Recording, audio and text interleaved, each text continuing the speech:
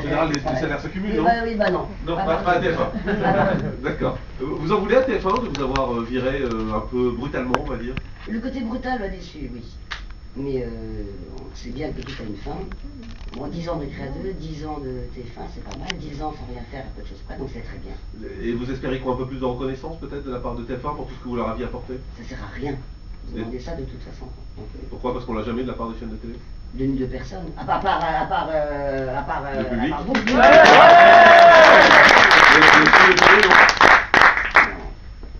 Ça veut dire quoi vous? Quand ça marche, c'est bien, et puis après, bah, ciao, on comprend le... Oh, j'ai une casquette, je l'avais oublié. Oui, on est radio, mademoiselle. Oui, mais on est filmé quand même. C'est comme ça la radio aujourd'hui. Oui. Vous avez envie de revenir à la télé, Dorothée? De temps en temps. Ouais. Pas de façon régulière? Ah non, surtout pas. Non. Et ceux qui disent, mais pourquoi elle ne refait pas d'émission jeunesse? Vous pensez que c'est plus votre place? Bah, oui, je crois qu'on a tout donné et on ne pourrait pas refaire la même chose. Donc il faut laisser la place aux jeunes. On m'a tellement reproché avant, maintenant chacun son tour. Ouais, à part qu'il n'y a pas de jeunes qui font des émissions pour la jeunesse. Aujourd'hui, elles sont anonymes, elles sont impersonnelles, et c'est une succession de dessins animés. C'est plus incarné des émissions de jeunesse. Oui. Mais c'est peut-être pas très facile de trouver 5 gugus comme nous quand même. Je pense. Ouais. Et des producteurs aussi fous également. Mais vous aimeriez pas par exemple prendre en main des jeunes et essayer de leur apprendre un peu comment on peut parler, comment on peut faire des émissions jeunesse? C'est pas quelque chose qui vous tente? Non. Essayer de créer un peu une lignée Dorothée? Qui se débrouille. Carrément, débrouille. Vous, on vous a pris en main quand même, on vous a aidé dans vos débuts à la télé? Oui, bien évidemment, si une équipe à coacher, il n'y a pas de problème, c'est pas mon but principal. C'est quoi votre but alors, Dorothée? Rien faire. Vraiment? Ah ouais. Aujourd'hui, c'est ça? Non, y aller quand même plus calmement. Ouais. Tranquille. Mais vous avez des envies encore?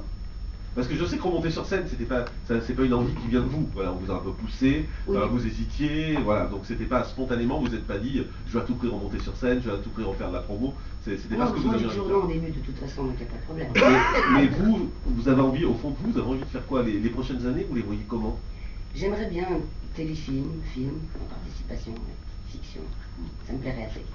Vous n'avez pas les dents qui rayent le parquet? Pas du tout. Ça s'entend. Non, j'ai eu pas mal de dentiers quand j'étais petite, avec appareil dentaire, donc je fais attention à mes dents. Allez, on va faire une petite pause, on se retrouve dans un instant.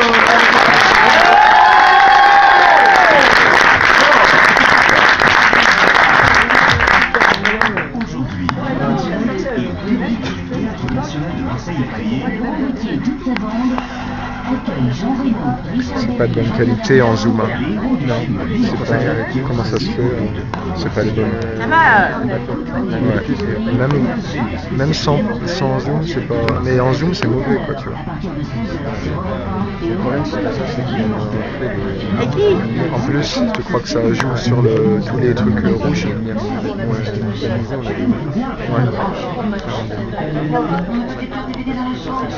Je fais joujou, hein. Non, je me bourre. Depuis toujours, le théâtre fermé ses portes. Le théâtre s'engage également à vous proposer des comédies de référence à des prix encore moins chers. L'un des réalisateurs disparus. Comment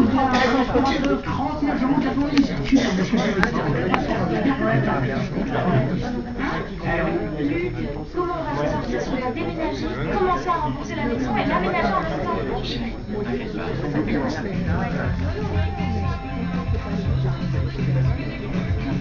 Traduction, allons-y, pas de soucis, on va pouvoir s'installer tranquillement.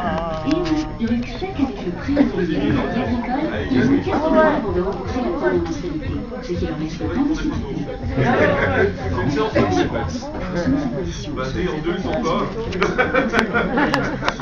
Service météo, bonjour. Bonjour, je suis organisatrice de mariage et je souhaiterais connaître la météo samedi. Attendez, je regarde.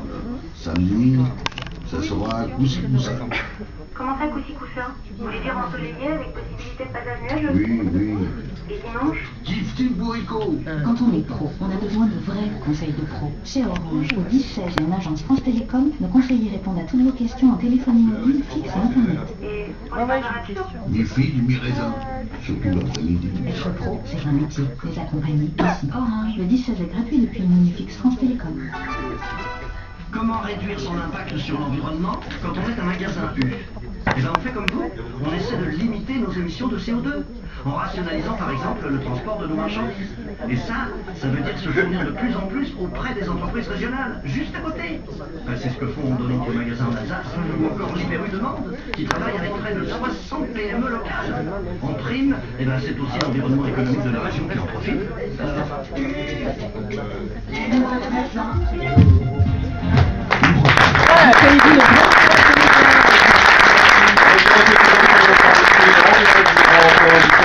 Lui parler directement, lui dire ce que vous pensez d'elle, lui parler de vos souvenirs peut-être, de ce qu'elle évoque pour vous. 39-21, Dorothée, il y a l'Olympia bien sûr, et puis il y a un album qui est sorti hier. Vous aviez envie de refaire des chansons? J'avais un peu peur de ne plus pouvoir chanter. Pourquoi? Parce que, vous savez pourquoi? La voix, oui, s'amuse, comme je ne chantais même pas sous ma baignoire, sous ma douche, et ni dans ma baignoire. Ni sous la baignoire d'ailleurs. Ni dessous non plus. Et c'est revenu, j'étais assez contente. Ouais.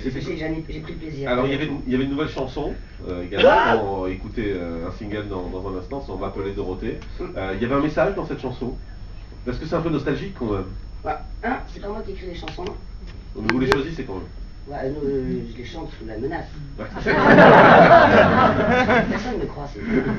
Mais le côté on va appeler Dorothée, c'est vrai que ça évoque quand même beaucoup la nostalgie, ça évoque toutes ces années qu'on a passées avec vous. Oui, mais elle finit bien. Oui, elle finit bien. Non, mais je trouve que dans les chansons comme dans la peinture, on prend le message que l'on veut. Et vous, lequel vous voulez prendre dans cette chanson? Moi, je suis en grève. D'accord. Vous faites partie de la CGT. J'en pense pas. Vous étiez avec lui tout à l'heure.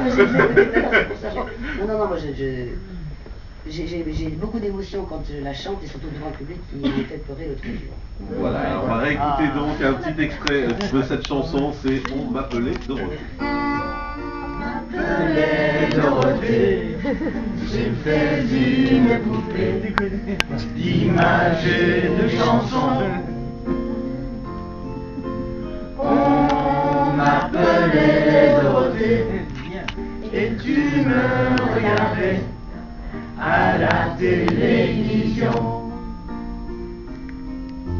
On m'appelait Dorothée tous les après-midi en sortant de l'école. Tu venais me retrouver pour rire et pour chanter au temps des années folles.